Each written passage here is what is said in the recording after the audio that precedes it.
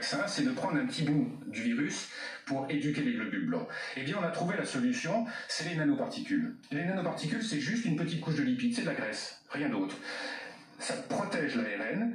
Cette nanoparticule va se mettre, comme vous le voyez, c'est l'étape 1, collée à la cellule, libérer l'ARN. L'ARN va être transformé en protéine, une protéine du virus. Et cette protéine Spike S, dont vous entendez beaucoup parler, le virus sur la gauche, c'est la clé qui permet au virus de rentrer dans nos cellules.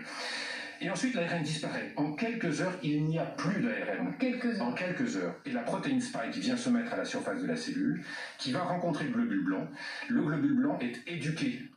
Il sait maintenant reconnaître la protéine Spike. Il va produire des anticorps. Diapositive suivante, si je puis me permettre, comme à la fac. On regarde ensemble. Et voilà, la cellule, plus de nanoparticules, plus d'ARN, elle est comme avant. Elle a gardé son ADN dans le noyau qui n'a pas été touché. L'ARN, à aucun moment, n'est rentré dans le noyau. À aucun moment. Votre patrimoine génétique, il est tranquille, on n'y a pas touché. Et les globules blancs, eux, sont éduqués. C'est ce qu'on appelle l'immunisation. C'est ça l'immunisation, c'est le principe de toute la vaccination. Et donc, quand le virus se présente, il va être attaqué par les anticorps, détruit, et c'est comme ça que vous allez pouvoir vous défendre. C'est le principe de la vaccination.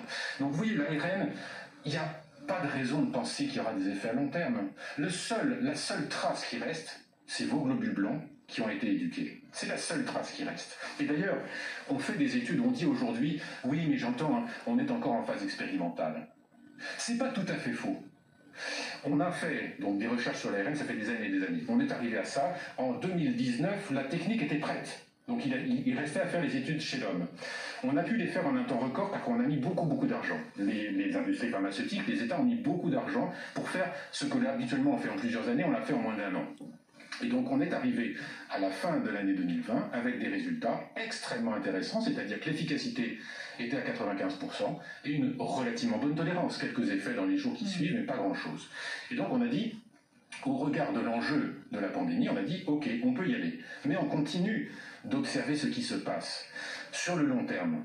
Alors sur les effets secondaires, a priori, on n'est pas très inquiet, pour les raisons que je viens de vous indiquer, et aussi parce que pour tous les vaccins, il n'y a pas d'effets secondaires qui apparaissent des mois après. Ça n'existe pas. Et par contre, ce qu'on regarde sur le long terme, c'est l'efficacité. Ça, c'est très important de savoir si les vaccins qu'on a fait il y a 6 mois sont encore efficaces. Justement, combien de temps